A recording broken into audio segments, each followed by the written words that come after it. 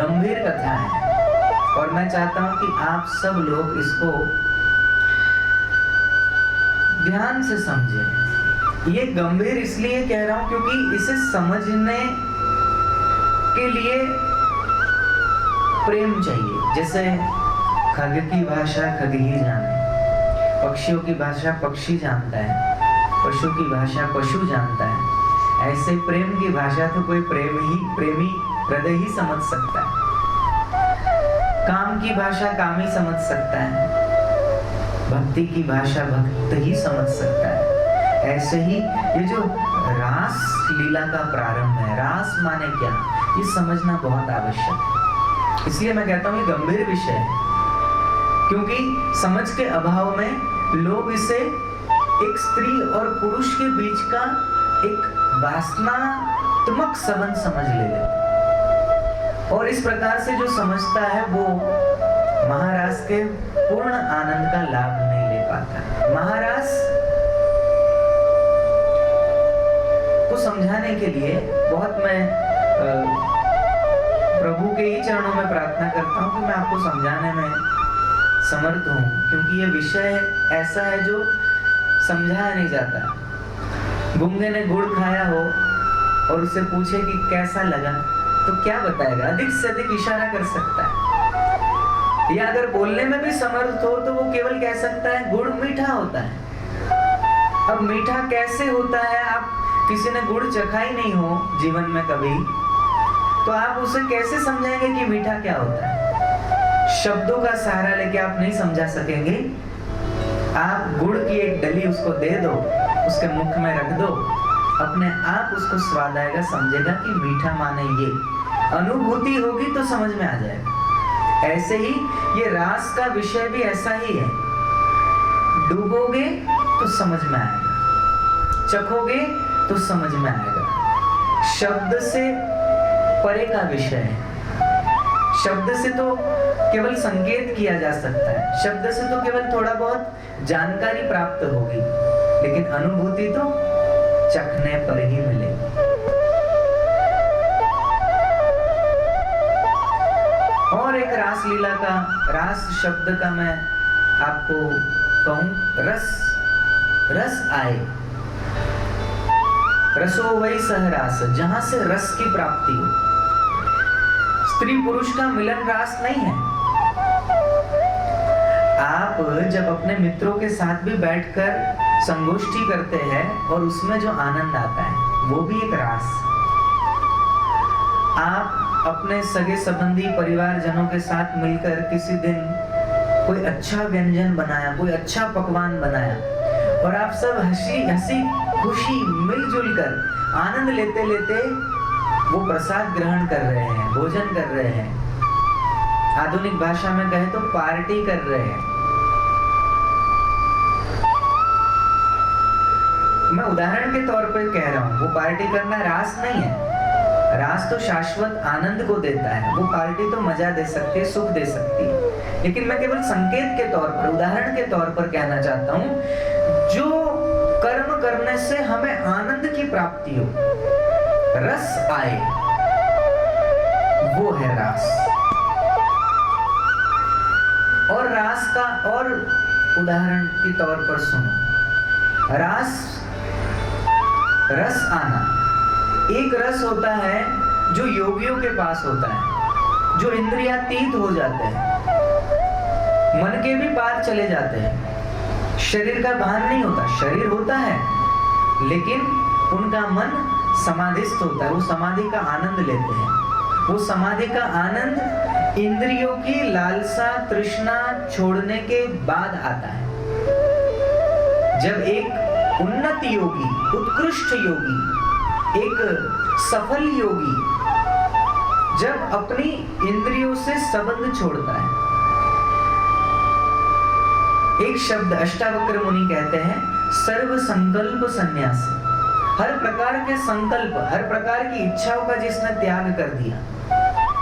जीव है लेकिन ऐसा ही अन्न खाएंगे जिसमें रस नहीं होगा। कई ऐसे संत योगियों का नियम होता है, वो स्वादिष्ट वस्तु नहीं, विकृत करके खाएंगे। भोजन भी मिला है, कहीं से भिक्षा भी मांगी है, तो उस पात्र में भिक्षा लेने के बाद उसमें जल डाल देंगे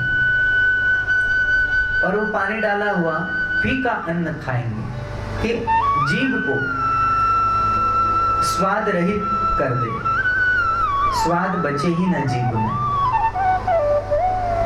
तो जीभ है लेकिन स्वाद नहीं लेना है, कान है लेकिन कोई शब्द नहीं सुनना है, नाक है लेकिन किसी प्रकार की सुगंध इत्र आदि को नहीं सूंघना है, उसे भोग विलासिता माना जाता है।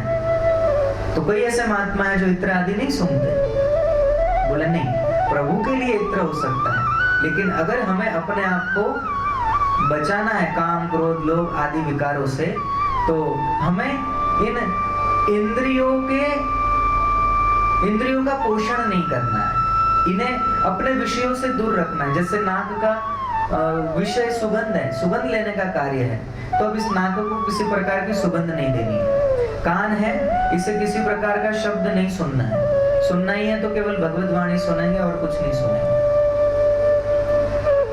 जीभ है तो जीभ के द्वारा हम कुछ ऐसा नहीं बोलेंगे जिससे निंदा होती हो, चुगली होती है, ये सब चीजें नहीं, केवल हम भगवान नाम का जप करेंगे। तो अपनी वाणी को भी विषयों से बचा लिया। तो अन्य जो योगी होते हैं वो तो पंच इंद्रिय और पंच ज्ञानेंद्रियों का निरोध करते हैं, रोकते हैं, और फिर कहीं उन्हें उस भगवत आनंद की प्राप्ति होती है। लेकिन रास में उससे बिल्कुल विपरीत है। जहां पर एक योगी कहता है कि इंद्रियातीत हो जाओ, मन से भी पार चले जाओ, बुद्धि से भी परे जाओ, मैं मन नहीं हूं, मैं शरीर नहीं हूं, मैं इंद्रियां नहीं हूं, इस प्रकार की धारणा करने वाला योगी, और एक तरफ बिल्कुल विपरीत, इंद्रियां भी हैं, मन भी है, और इससे इंद्रियों और मन के अनुरूप भोग सामग्री भी उपलब्ध है। इन सब के साथ भगवत रस का पान करना, वो है रास। वो माने इंद्रियां, पी माने पीने वाला। इंद्रियों के द्वारा जो भगवत रस का पान करे वो गोपी है, और उस गोपी को भगवत रस मिलता है महारास में। प्रभु बांटते हैं यहाँ रस, ये रस इंद्रियों से पिया जाता है, वो योगियों का रस इंद्रियों से परे होकर मिलता है। वो भी एक मार्ग है लेकिन कठिन है, लेकिन ये गोपियों का जो मार्ग है वो सरल है, सुगम है, क्योंकि इसमें किसी भी इंद्रिय का निग्रह नहीं करना पड़ता, इंद्रियों से ही भगवत प्राप्ति। आंख है तो आंख का उपयोग प्रभु दर्शन में, गोपियों ने अपने नेत्रों को लगा दिया श्याम सुंदर का दर्शन करने में, गोपियों ने अपने कानों को लगा दिया श्याम सुंदर की वाणी सुनने में, और आपस में भी जब मिलकर वेणु गीत के समय में आगे युगल गीत आएगा, उसमें गोपियां एक दूसरे से संवाद भी करती है। तो ये थोड़ी पूछती है कि आज तूने क्या खाना बनाया, तेरे बच्चे कहाँ तक पढ़ते हैं, तेरे सास ससुर ने आज तुझे क्या कहा, कितना डांटा, ये सब चर्चा है संसार की नहीं।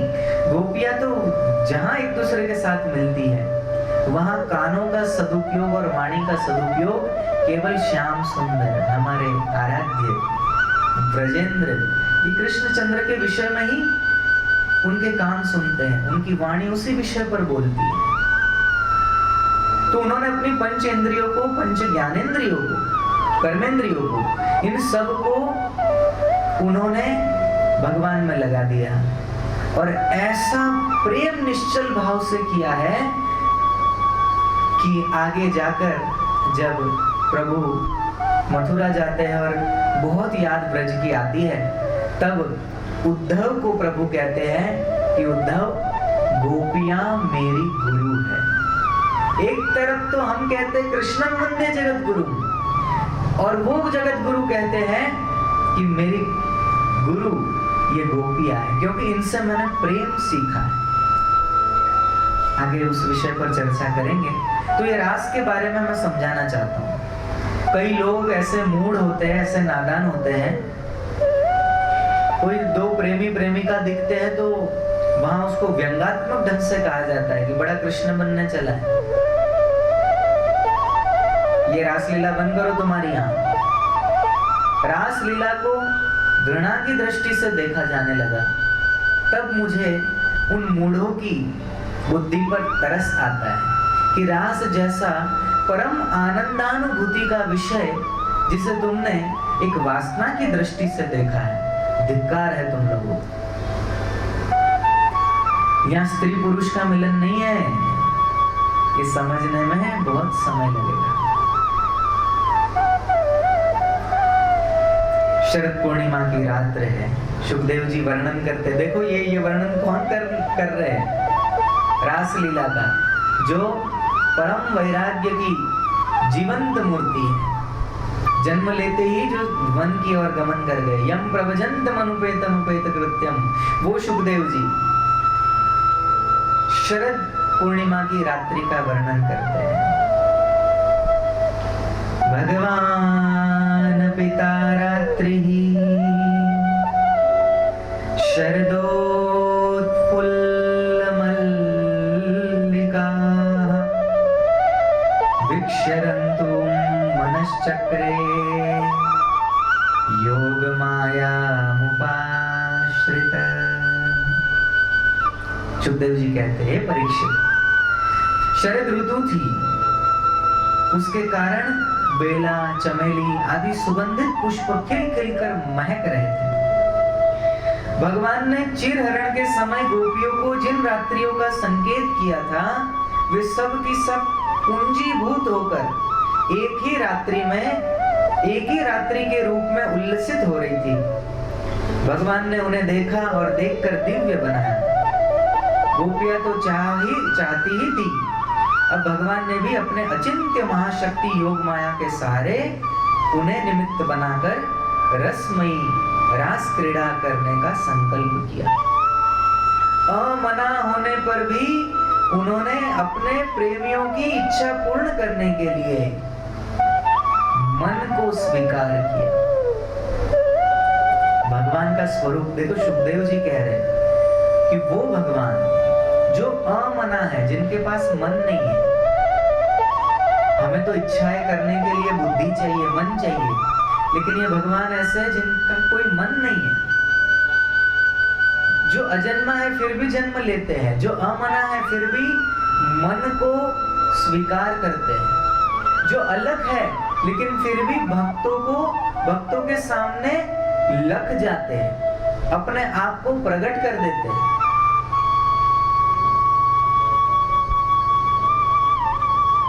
बिनु पद चलहि सुनहि बिनु काना, कर बिनु कर्म करहि विधि नाना।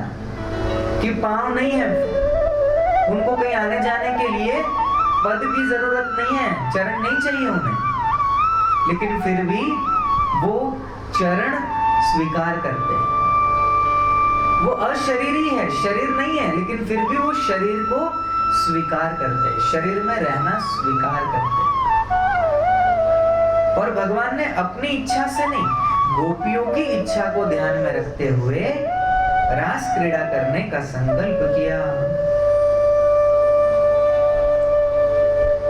भगवान के संकल्प करते ही चंद्रदेव ने प्राची दिशा के मुखमंडल पर अपने शीतल किरण रूपी कर कमलों से लाली मां की रोली केसर मल दी।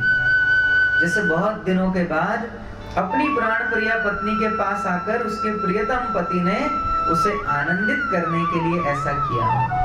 इस प्रकार चंद्रदेव ने उदय होकर न केवल पूर्व दिशा का, प्रत्युत संसार के समस्त चर अचर प्राणियों का संताप, जो दिन में शरतकालीन प्रखर सूर्य रश्मियों के कारण बढ़ गया था, वो संताप दूर कर दिया। उस दिन चंद्रदेव का मंडल अखंड था, पूर्णिमा की रात्रि थी और प्रभु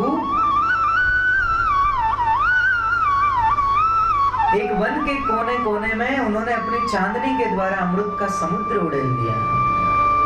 भगवान कृष्ण ने अपने दिव्य उज्जवल रस के उद्दीपन की पूरी सामग्री उन्हें और उस वन को देखकर अपनी बांसुरी पर गोपियों के मन को हरण करने वाली काम बीज क्लीम की अस्पष्ट एवं मधुर तान छेड़ी। भगवान का वह बंशी वादन भगवान के प्रेम को, उनके मिलन की लालसा को अत्यंत उकसाने वाला, बढ़ाने वाला था। वैसे तो भगवान ने पहले ही गोपियों के मन को वश में कर रखा था। अब तो उनके मन की सारी वस्तुएं, भय, संकोच, धैर्य, मर्यादा आदि की वृत्तियां भी भगवान ने छीन ली। अब देखो, गोपी माने मेरी दृष्टि में, क्योंकि जहां तक हमने गुरु कृपा से जो अध्ययन किया और जो गुरु कृपा से जो समझ में आया, वो बात ये आई कि जहां गोपी शब्द का अर्थ ये होता है कि गौ माने इंद्रिया। गौ शब्द के 3 अर्थ हमारे सनातन में आए। गौ माने जो गाय माता है, दूसरा गौ माने धरती माता, उन्हें भी हमने गौ कहा, पृथ्वी को, क्योंकि वो गौ रूप धारिणी है। हमेशा जब पाप बढ़ जाता है तब गौ माता का ही रूप धारण करके पृथ्वी प्रभु समक्ष प्रस्तुत होती है। इसलिए हमने इस धरती को भी, इस वसुंधरा को भी, इस धरा को भी गौ कहा। और तीसरा अर्थ शास्त्र का, गौ माने इंद्रिया, और इंद्रिया माने ये मन, बुद्धि, मन, कर्मेंद्रिय, ये जो बाहर के हाथ, पांव, नाक, मुंह, जीभ आदि, कान, ये कर्मेंद्रिय, पंच ज्ञानेंद्रिय। तो इनके द्वारा जो भगवत रस का पान करे वो गोपी है। अब उसमें कहीं भी ये नहीं है कि वो गोपी स्त्री ही है,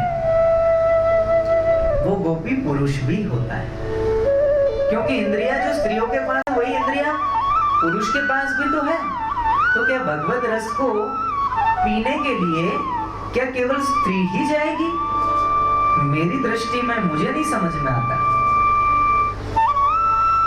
तो यहाँ गोपी माने स्त्री भाव नहीं, गोपी माने इंद्रियों के द्वारा भगवत रस का पान करने वाला प्रत्येक भक्त, प्रत्येक साधक, प्रत्येक उपासक जो इंद्रियों से भगवत रस का पान करता है, वो गोपी है। और देखो उसका उदाहरण, अगर महारास में केवल स्त्रियों को प्रवेश होता तो फिर महादेव उस रास में क्यों सम्मिलित होते? हाँ, कुछ लोगों ने, कुछ कथाकारों ने उस महादेव के रूप को, उस कथा को थोड़ा सा रसीला बनाने के लिए कुछ भजन बना लिए कि क्या शब्द है उन भजन के, याद है? महादेव के लिए बहुत प्रचलित भजन। हाँ, एक दिन वो बोले भंडारी बन के व्रज की नारी विरज में आ गए हैं। वो थोड़ा रसीला बनाने के लिए उन्होंने महादेव को भी वो गोपी का, स्त्री का वेश पहना दिया होगा।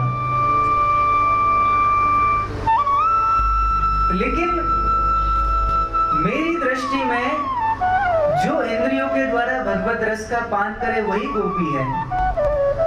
तो अरे भाई, इन गोपियों ने, ये ऋषि रूपा गोपियों ने तो इस द्वापर युग में भगवान कृष्ण जन्मने वाले थे तो उससे पहले इन्होंने रूप धर लिया था। लेकिन जब इस संसार में ये गोपियां जन्म ही जब इन्होंने नहीं लिया था, क्या उससे पहले कोई गोपी नहीं थी?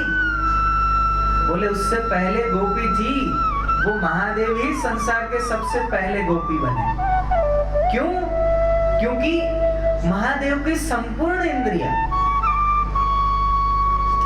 हमारे श्याम सुंदर का ही तो चिंतन करती है, वो भी तो राम नाम का ही जप करते हैं, वही तो श्री हरि का ध्यान करते हैं। और हमारे श्री हरि परम शैव है, क्योंकि हमारे श्री हरि महादेव का ध्यान चिंतन मनन करते हैं और महादेव श्री हरि का चिंतन मनन ध्यान आदि करते हैं। तो ये दोनों परस्पर एक दूसरे में कभी भेद नहीं करते, ये दोनों एक दूसरे के प्रति समर्पित हैं। तो क्यों ना हम भी ये जो गोपी रूप कहा गया, इस शब्द को समझे। केवल स्त्रियां ही नहीं, हम पुरुष भी गोपी हैं। तो इस संसार की प्रथम गोपी मेरी दृष्टि में महादेव है। क्योंकि इंद्रियों से भगवत रस का पान तो महादेव ही करते। अब वो गोपी रूप में आए। अब उस समय उन्होंने गोपियों के माने स्त्री का वेश धारण किया कि नहीं पता नहीं, लेकिन महादेव उस रास में सम्मिलित होते हैं क्योंकि उन्हें भी इंद्रियों के द्वारा भगवत रस का पान करना था, इसलिए वो उस रास में सम्मिलित हुए। तो महादेव सम्मिलित हुए तो हो सकता है दूसरे गोपपाल आदि भी होंगे जो भगवान में प्रेम करते होंगे, तो वो भी उस रास में सम्मिलित हुए होंगे। ऐसा मेरा स्वयं का चिंतन है। कोई इस बात से सहमत हो न हो वो जाने, लेकिन मेरी दृष्टि में तो जो इंद्रियों के द्वारा भगवत रस का पान करे वो गोपी है।